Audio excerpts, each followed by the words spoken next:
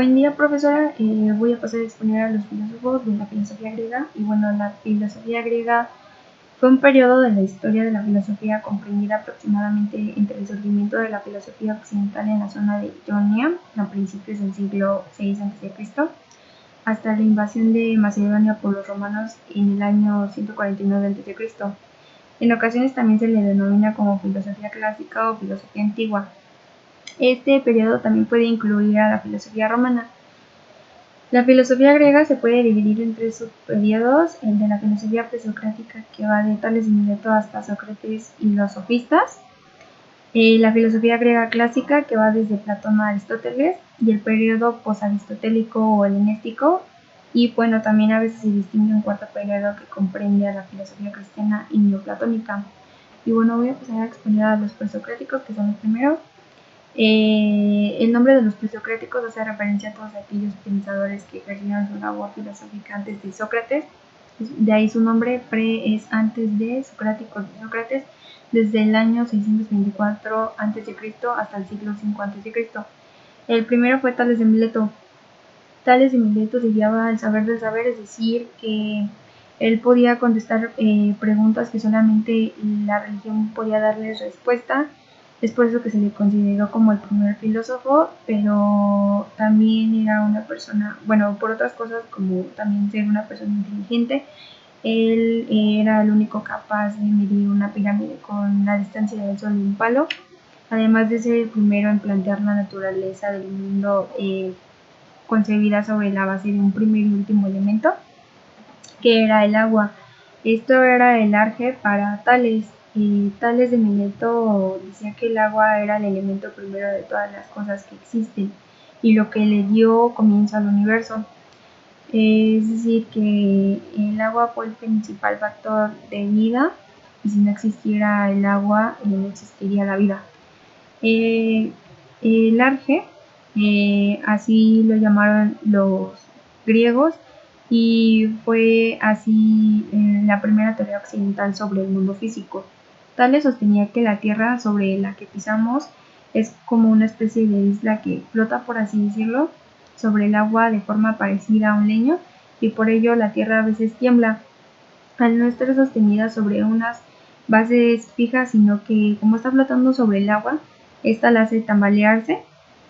Y bueno, no se han trascendido escritos de ninguna de las teorías de Tales de Mileto, pero filósofos como Aristóteles se encargaron de promulgar sus teorías.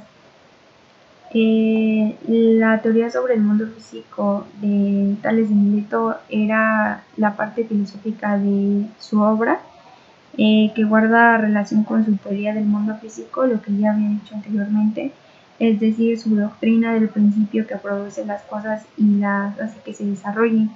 De este modo, esto significó la introducción a algo realmente novedoso con respecto a la ciencia oriental y a la antigua cosmogonía. Bueno, está Anaximandro. Anaximandro fue el milésimo discípulo de Tales. Es el primer filósofo del que se han llegado un testimonio de su producción escrita, un corto fragmento que ha sido numerosas veces comentado a lo largo de la historia de la filosofía. También se han recibido algunas noticias suyas por medio de diversas fuentes doxográficas, y a pesar de la escasa información que se posee de él, es posible afirmar que, al igual que Tales, Anaximandro procuró encontrar una explicación para el problema del cambio. En su caso, el primer principio que da razón de la estabilidad de la realidad no era el agua, como Tales decía, sino su arge. Para él era el aperian, o lo indefinido. Para algunos eso hacía que Anaximandro fuera el primer metafísico. Según el testimonio de los autores antiguos, Anaximandro hizo importantes aportaciones en los campos de la geografía y la biología, aunque era considerado sobre todo como un importante astrónomo. Bueno, lo indefinido lo consideraba como el principio, de acuerdo que con la interpretación de Aristóteles, los primeros filósofos siempre intentaron descubrir el principio u origen, lo que se conoce como arge, de todas las cosas. De hecho, es probable que Anaximandro haya sido el primero que utilizó el término de arge para referirse a ese principio, y hallar el Arge era importante porque era quien da la razón de la estabilidad que se subyace al mundo a pesar del cambio constante al que la realidad se ve sometida. Bueno, las características de la periodicidad eran la originalidad e importancia de Anaximandro, esta que no residía tan solo en el hecho de haber propuesto que el Arge que Tales buscaba en el agua era en realidad el Aperión, sino que dio argumentos a favor de su tesis. De hecho, Anaximandro es el primer autor del que se han conservado verdaderos argumentos filosóficos. Por eso algunos estudios opinaron que hay que considerar a Anaximandro y no a Tales como el primer filosófico, ya que consideraba el Aperión como algo, algo infinito, esto que no nacía ni parecía ni demás, y por eso decía que toda cosa es un principio o proviene de un principio, pero del infinito, y no hay principio, ya que entonces tendría un límite. Además, en cuanto a principio, sería ingenerable e indestructible, ya que todo lo generado tiene que alcanzar su fin, y hay también un término de toda destrucción. Por eso, como se dice o parece que no tiene principio, sino que es el principio de las otras cosas y todas las abarca y las gobierna. Esto tras dar el origen o principio de todas las cosas, que era el Aperión. De todas formas, no se perdía de vista que casi todo lo que se sabía de la filosofía de Anaximandro no haya llegado a través de Aristóteles. Como es sabido, Aristóteles tenía una visión clara de continuidad entre los temas y métodos de su propia obra y la de sus predecesores, y eso significaba que los argumentos a favor de la period vienen habitualmente presentados en categorías aristotélicas. En pocas palabras, Aristóteles supone que la period puede entenderse como un anticipo de lo que él llamara causa o sustrato de tipo material, lo cual probablemente no era del todo exacto, pero todo eso conllevaba que el hablar de los argumentos de Anaximandro no estuvieran moviendo siempre en el campo de la conjetura. Anaximandro atribuía al Aperión a las prerrogativas de los dioses homéricos o a la inmortalidad y el poder de gobernar sobre el mundo, pero añadía una nota original, que el Aperión es un principio limitado y en cuanto tal ingenerable, es decir, el Aperión no solo es inmortal o indestructible, imperecedero, sino que tampoco ha sido engendrado por nadie, y esto argumentaba Anaximandro que era aquello que no tiene fin ni puede tampoco tener un principio, como ya decía antes. Él también daba su teoría del origen del cosmos. Bueno, pues Aristóteles fue quien es el movimiento eterno del Aperión, el que ha dado origen a los cielos y a los mundos, así también lo sostiene Hipólito. Decía que era eterno el movimiento en el que se resulta que nacen los cielos. Pero en cuanto a la formación efectiva de los cosmos, según el pseudo Plutarco, Anaximandro utilizó un lenguaje oscuro y poético para definir esto, que afirma básicamente lo que es productivo de lo caliente o lo frío desde lo eterno, lo cual se paró al nacimiento de este mundo y de que ello nació una esfera de llama en torno al aire que circunda la tierra como la corteza de torno a un árbol, y cuando esta esfera se rompe en trozos, se cierra en ciertos círculos y se forman el Sol, la Luna y las estrellas.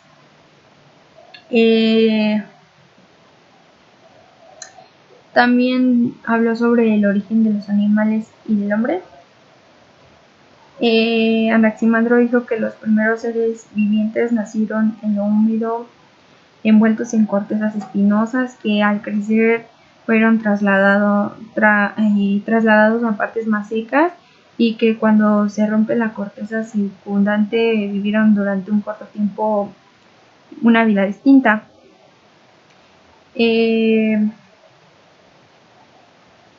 Está también el filósofo Anaxímenes de Mileto. Anaxímenes de Mileto nació en el año 590 a.C. y falleció entre los años 528 y 525. Fue un filósofo griego, discípulo de Tales y de Anaximandro. Él coincidió con Anaximandro en el principio de todas las cosas y también en el substrato que permanece invariablemente ante todos los cambios y el fin. Aunque a diferencia de la perión de su mentor, o sea, Anaximandro, habla de un elemento concreto que era el aire. Esta sustancia, él afirmaba que se transforma en las demás cosas a través de la rarefacción y la condensación. La rarefacción generaba el fuego, mientras que la condensación el viento. Las nubes, el agua, la tierra y las piedras, a partir de estas sustancias se creaban el resto de las cosas.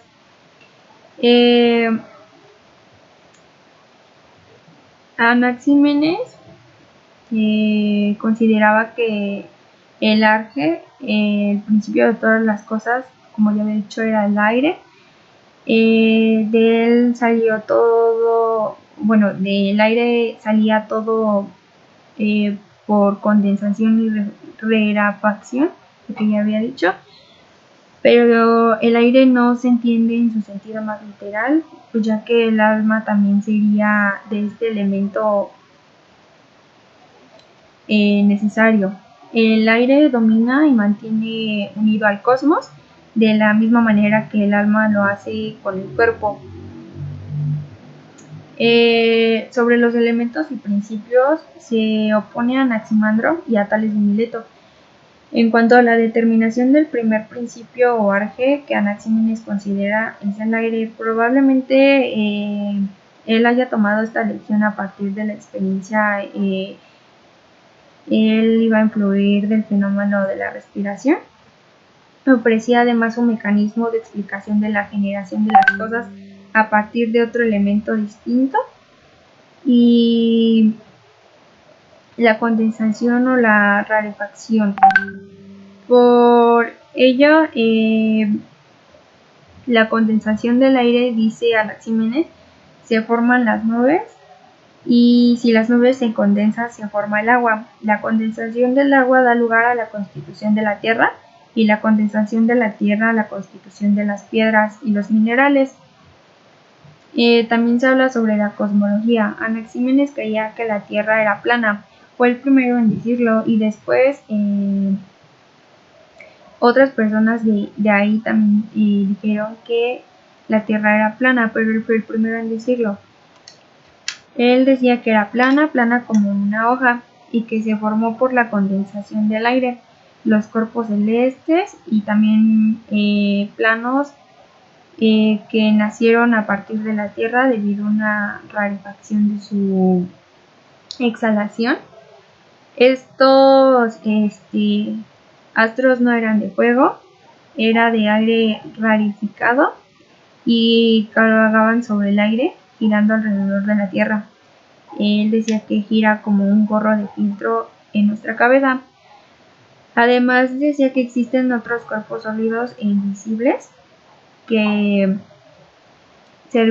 servían para explicar los meteoritos y los eclipses.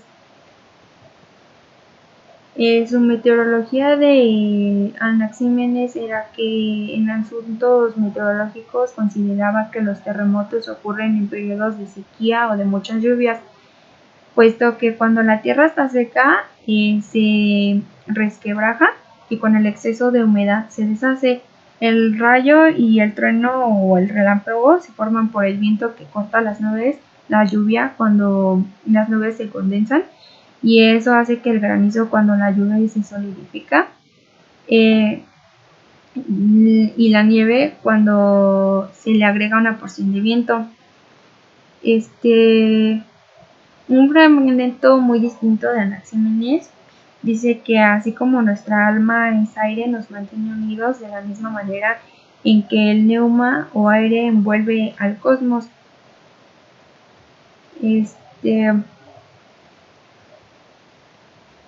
También está el siguiente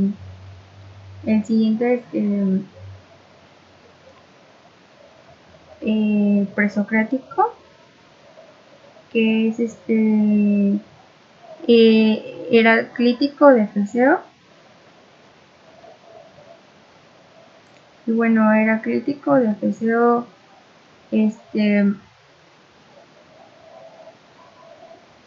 él nació en el año 540 a.C. y falleció en el año 470 a.C. Fue un filósofo griego que desde sus orígenes y a lo largo del periodo cosmológico anterior al periodo antropológico que iniciaría Sócrates, el pensamiento griego se orientó hacia la búsqueda de un principio constitutivo, o el arge, como un común a la pluralidad de seres de la naturaleza. Así, en la escuela milesa se tendió a ver tal principio en una sustancia material, que era el agua en Tales de Mileto, el aire en Anaxímenes, y en la de Pitágoras era un principio formal, el número o ley numérica.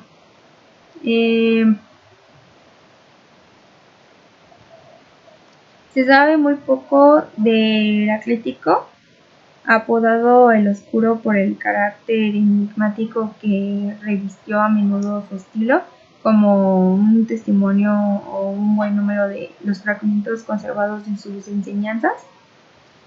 El desprecio de Heraclítico fue por el común de los mortales, que concordaría con sus orígenes, pues a él le parecía cierto que procedía de una antigua familia aristocrática, así como sus ideas políticas fueron contrarias a la democracia de corte ateniense, y formó la parte del reducido grupo integrado por nobles, principalmente que se simpatizaban con el rey persa Darío I. Y bueno,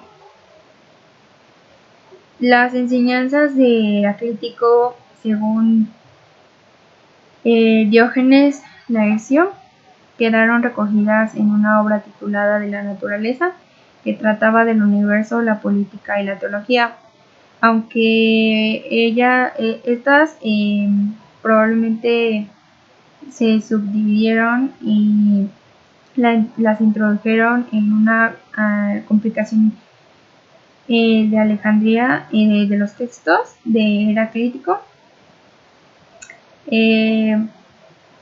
Heraclítico tenía un arge, su arge era el fuego. Él expresó del modo más vigoroso y con gran riqueza metafórica que la idea de que la realidad no es sino devenir incesante de la transformación, todo fluye o todo pasa y nada permanece. Heraclítico se valía de numerosas imágenes, la más famosa en la cual compara la realidad con el curso de un río. Él decía que no podemos bañarnos dos veces en el mismo río, porque cuando regresamos a ese río, sus aguas continuamente renovadas ya son otras, y hasta su lecho y su ribera se han transformado de manera que no hay identidad estricta en el río del primer momento y del nuestro regreso a él. El río de Heraclítico simboliza el cambio perpetuo de todas las cosas, por lo tanto lo substancial, lo que tiene cierta consecuencia fija, no lo puede tener sino en apariencia. Todo lo que se ofrece como permanente es nada más una ilusión que se puede decir que encumbre un cambio que es tan lento que resulta difícil de percibir, y lo que se dice de cada cosa individual era lo que valía la pena para toda la totalidad, para el mundo entero, y que es constante y perenne de hacerse y deshacerse. Heráclito sostenía que el cosmos no era obra de los dioses, ni mucho menos naturalmente de los hombres. Por el contrario, él decía que el mundo siempre fue, es y será, es decir, que es eterno, de duración infinita, y que desde siempre y para siempre, con lo cual Heráclito fue el primer en presentar en Grecia un concepto de eternidad, que es infinita temporal del ser.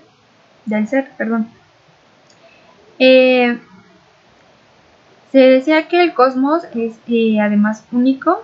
Él decía que es el mismo para todos, y con esta idea de su unicidad niega Heráclito la pluralidad de los mundos.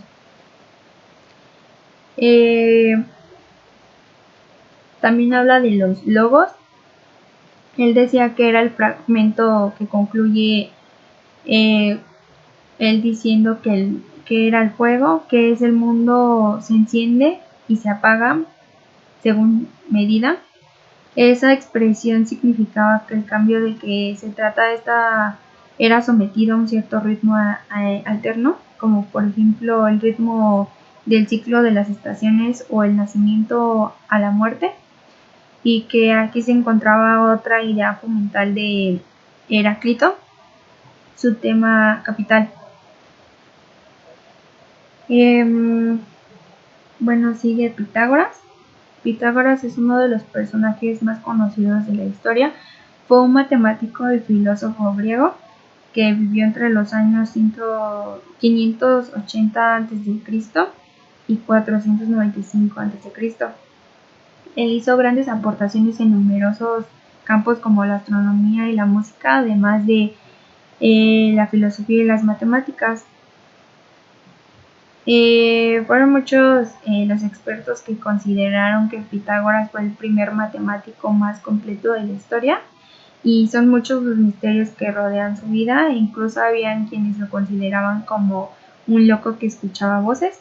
De lo que no hay duda es que fue el primero en establecer una relación entre las matemáticas y la música. Él nació en Isla de Samos. Durante su infancia vivió en diversos lugares porque su padre era mercader, y en el año 535 a.C. viajó a Egipto. El pensamiento de Pitágoras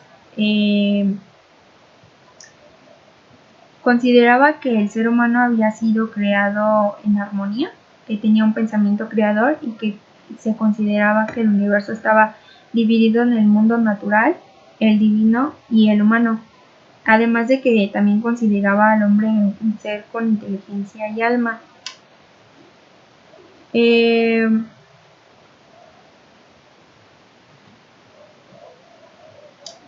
Como ya se decía, fue considerado el padre de las matemáticas,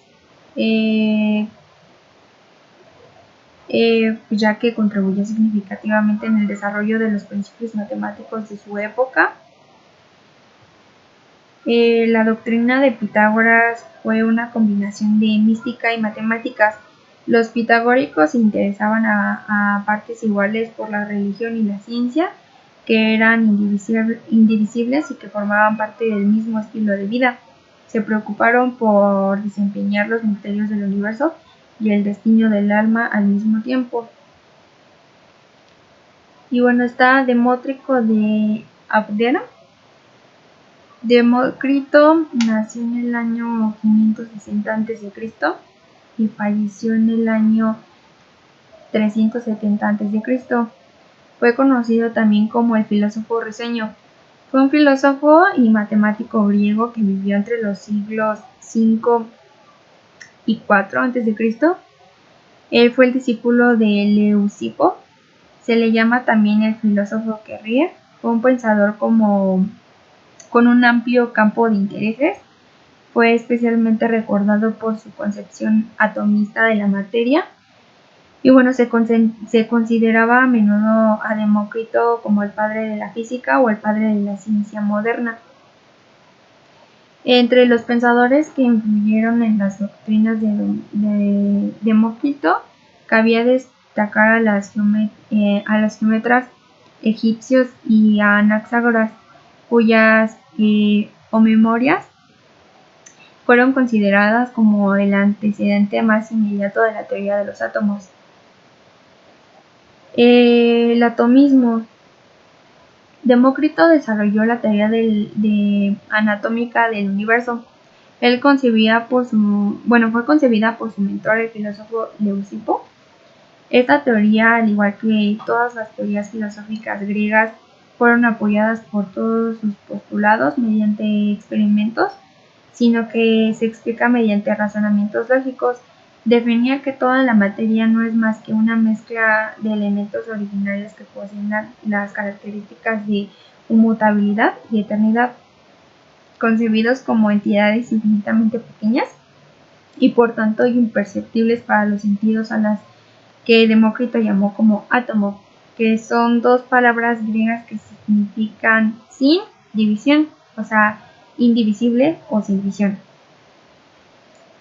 Demócrito pensaba y postulaba que los átomos son indivisibles y se distinguían por forma, tamaño, orden y posición. Se creía que la distinción era por peso y que fue introducida por Epicuro años más tarde, o que Demócrito mencionó esta cualidad sin desarrollarla demasiado. La forma que posee cada átomo hace posible que se ensamble, aunque no funcionan o no siempre se subsiste una cantidad mínima de vacío entre ellos que permite su diferenciación, y formaban cuerpos que volverán a separarse quedando libres los átomos de nuevo hasta que se adjunten con otros.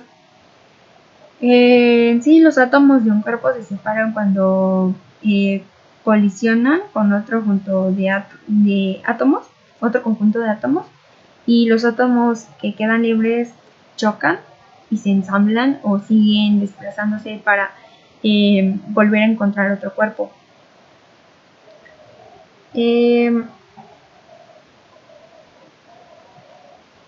Su cosmología era que, al igual que los otros atomistas, Demócrito creía en una Tierra plana y desafió los argumentos a favor de su esfericidad. La epistemología de Demócrito era que generalmente una propuesta, antes de adquirir la condición de ley, partiera de ser una mera generalización empírica que se aspira a alcanzar un requisito crucial, o más bien ser explicada, esto siendo un hecho a la estadística inductiva concreta de su idea.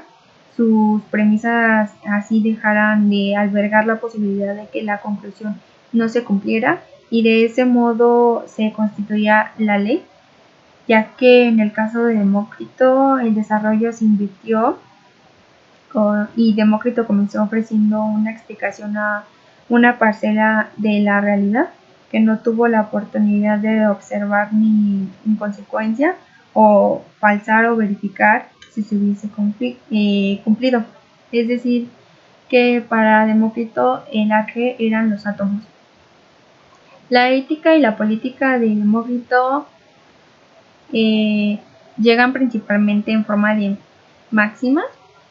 Se ha llegado a decir que, a pesar de la gran cantidad de refranes éticos, es difícil construir una explicación coherente de los puntos de vista éticos de Demócrito. Se señalaba que existía una dificultad para decidir cuál de los fragmentos eran auténticamente de Demócrito.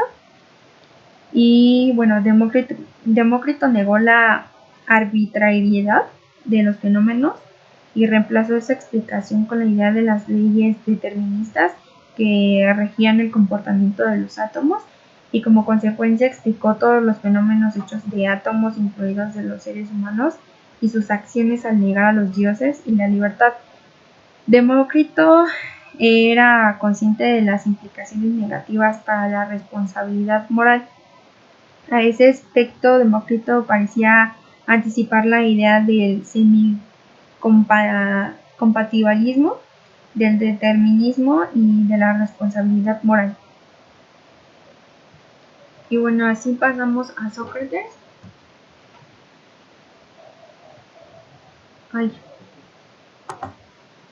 Ahí era Sócrates. Perdón si dice anexos oculares. Es Sócrates. Sócrates fue un filósofo clásico griego. Fue considerado como uno de los más grandes, tanto de la filosofía occidental como de la universal. Fue maestro de Platón, quien tuvo a Aristóteles como discípulo, y siendo estos tres los representantes fundamentales de la filosofía de la antigua Grecia.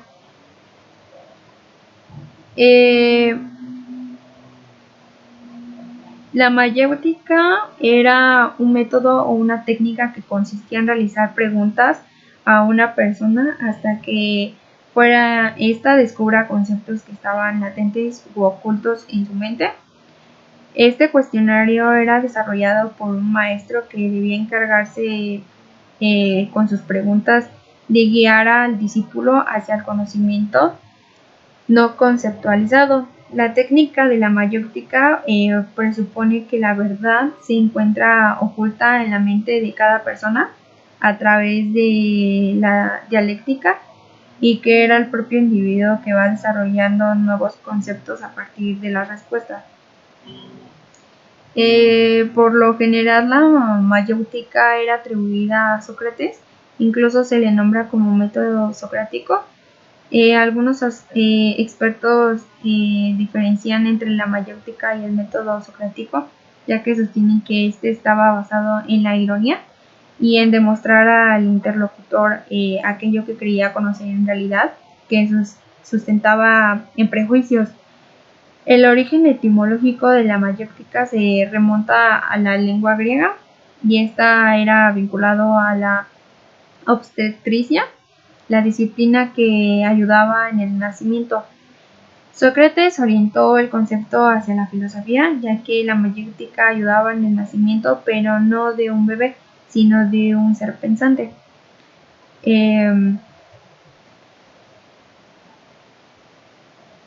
La dialéctica socrática era uno de los métodos de enseñanza más antiguos de la historia del ser humano. Fue inventado por Sócrates. El método se basaba en el arte del diálogo y la discusión aplicando la lógica.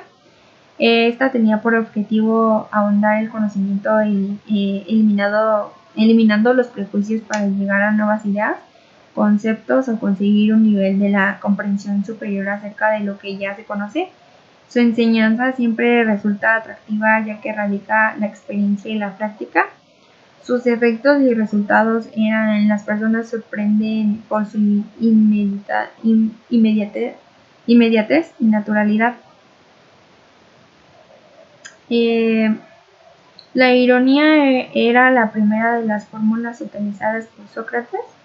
En su método dialéctico, como ya se había mencionado, Sócrates comenzaba siempre sus diálogos psicopedagógicos y propedéuticos desde la posición ficticia que encumbra al interlocutor, en este caso que era el alumno, como el sabio en la materia a tratar.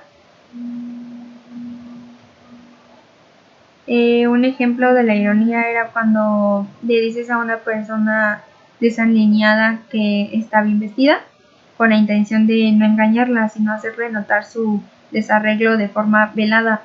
O sea, la filosofía socrática comenzaba con la búsqueda de la consistencia del saber. La mayéutica fue llamada así, ya que como la partera, Sócrates lleva a cabo tres funciones principales y fundamentales. Era despertar, apaciguar los dolores del parto, y conduce bien los partos difíciles y provoca, si es necesario, el aborto. El proceso es doloroso debido a las crueles interrogantes del método socrático, pero esto desencadena la iluminación en la que la verdad parte del mismo individuo. La técnica consiste en preguntar al interlocutor acerca de un problema, por ejemplo, y luego procede a debatir la respuesta dada por un medio de establecimiento de conceptos generales. Y este debate lleva al interlocutor a un concepto nuevo para desarrollar así a partir del interior. Por lo general, la mayéutica suele confundirse con la minoría, pero no es así. Seguimos con Platón, con Aristóteles. Bueno, sí, con Platón primero es Platón. Platón Platón nació en el año 427, falleció en el año 347. Fue un filósofo griego, seguidor de Sócrates y maestro de Aristóteles. Platón interpretaba que el alma principalmente estaba en dos sentidos: el alma como aquello que permitía a los seres vivos realizar actividades vitales, y en el caso del alma humana como el principio divino e inmortal que nos faculta para el conocimiento y la vida buena. Su ética era el intelectualismo moral. Para Platón, las ideas morales son patrones morales universales como lo que se puede juzgar de los comportamientos humanos, los valores universales que son las ideas, que son válidos para el individuo y para la colectividad, y estas defienden el ideal de la sociedad humana. Según Platón, la política es el arte de gobernar a los hombres con su consentimiento. El político es quien conoce este difícil arte, y este arte de gobernar por la fuerza no es política, sino es tiranía. Platón defiende con un claro dualismo ontológico al afirmar que la realidad está dividida en dos hábitos totalmente distintos. El primero, que era el conjunto de las cosas espaciotemporales, mutables y abocadas a la muerte, al que da al hombre un menudo sensible y conjunto de entidades no espaciales ni temporales.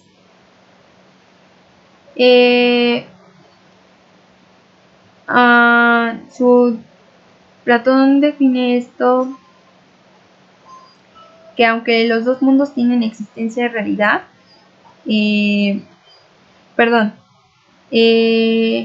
todo esto de los espaciales ni temporales,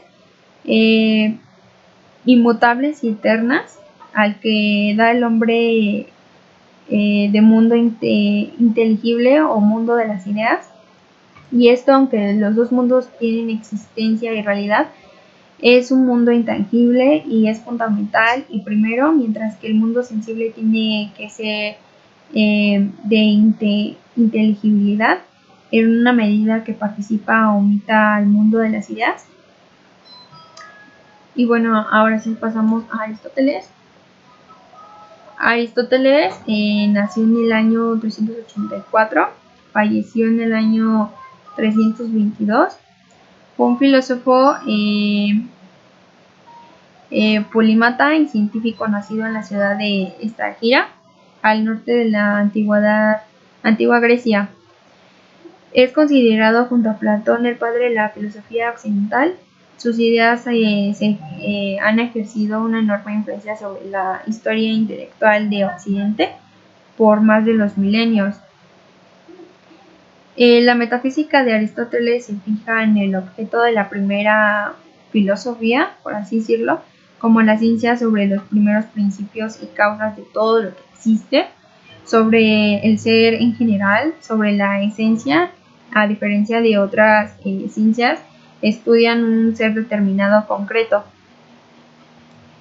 El objeto principal de la metafísica fue errático, comprendiéndose tanto un aspecto ontológico como teológico, que generara diversas interpretaciones acerca de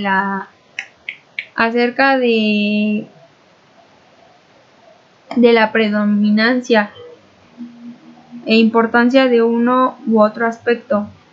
En parte esto examinaba lo que puede ser afirmado sobre cualquier cosa que existía solo debido a su ausencia y no debido a las cualidades especiales que se tenían. Esto se le decía como interpretación de Gómez Lobo. También se analizan los distintos tipos de causa, forma, materia, existencia de objetos matemáticos, cuestiones tratadas en otras obras. Finalmente incluye la temática de Dios como principio y causa. La metafísica de él sorprende por la asistemacidad de manera de que algunos investigadores como Pierre Aubenque sostenía que se trata de una investigación no concluida por el mismo Aristóteles al vislumbrar las dificultades que solo posteriormente, a partir de su recepción varios siglos después, se volvió un programa de investigación de carácter metafísico y se busca darle inteligibilidad a un corpus. La crítica de la teoría de las ideas se elabora en buena medida como reacción a la teoría de las ideas de Platón. No parecía que Aristóteles había manifestado ninguna oposición o crítica a la teoría de las ideas durante su permanencia a la academia, sino que todo indicaba que, por el contrario, que las primeras críticas a la teoría de las ideas se elaboraran luego de su abandono de la academia, cuando Aristóteles comenzó una oposición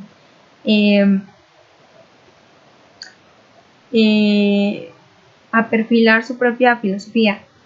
Había que recordar que ya Platón había criticado la teoría de las ideas en el Parménides, que probablemente la teoría de las ideas había sido objeto de numerosas controversias en la academia. Pero no tenía sentido, pues, la crítica aristotélica a la teoría de las ideas, ningún tipo de razón personal que pudiera haber enfrentado a Aristóteles con Platón, sino, como el mismo Aristóteles decía en la metafísica, la simple búsqueda de la verdad. Aristóteles consideraba que la teoría de las ideas era imposible, ya que se establecía una separación entre el mundo visible y el mundo intangible, es decir, entre la sustancia y aquello por lo que una sustancia es su forma o esencia, y las ideas en efecto representan la esencia de las cosas, es decir, aquello por lo que las cosas son lo que son. Y así, las formulaciones de Platón para tratar de explicar la relación entre las ideas y las cosas de las teorías de la participación y la imitación por lo que los demás estaba lejos de explicar dicha relación y que no son más que metáforas. El hilemorfismo y el hilomorfismo es una teoría filosófica ideada por Aristóteles y seguida por la mayoría de los escolásticos, según la cual concibe el ser que se halla compuesto de dos principios esenciales, como de una materia y forma. La palabra es el término de ello, formado por las palabras griegas ile, que es materia, y morfe, que es forma.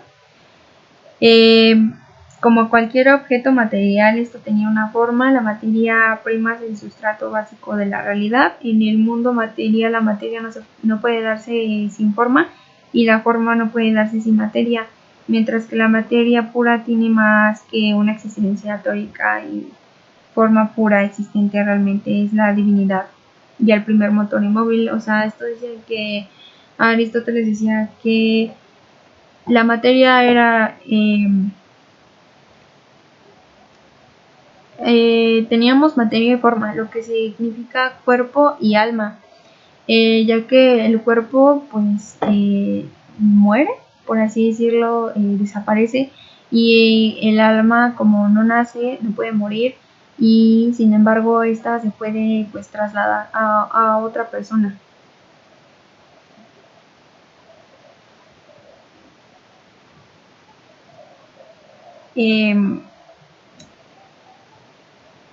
Él define la materia como aquello de lo cual está hecho algo. Por ejemplo, las letras son materia de sílabas, por tanto, materia es un término relativo. Un objeto cuenta como una materia relativa a otra cosa. Por ejemplo, la arcilla es una materia relativa a un ladrillo, porque un ladrillo está hecho de arcilla, mientras que los ladrillos son materia relativa a una casa de ladrillos. El cambio que se analiza como la transformación material o la materia es lo que sufre un cambio de forma. Por ejemplo, se considera una roca con la forma de una estatua.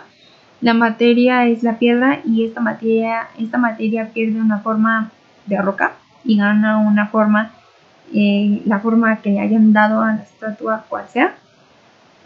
Y pues esto era básicamente la conexión entre la forma de una cosa y su función, que surge en la física, donde Aristóteles distinguía sus 4 tipos de causa: lo material, lo formal, lo eficiente y lo final.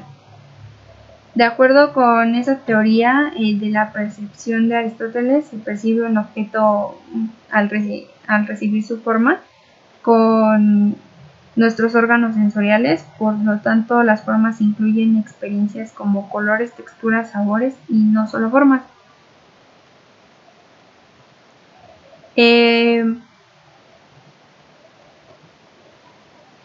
Y ya es todo, espero que le haya gustado. Fue todo. Y bueno.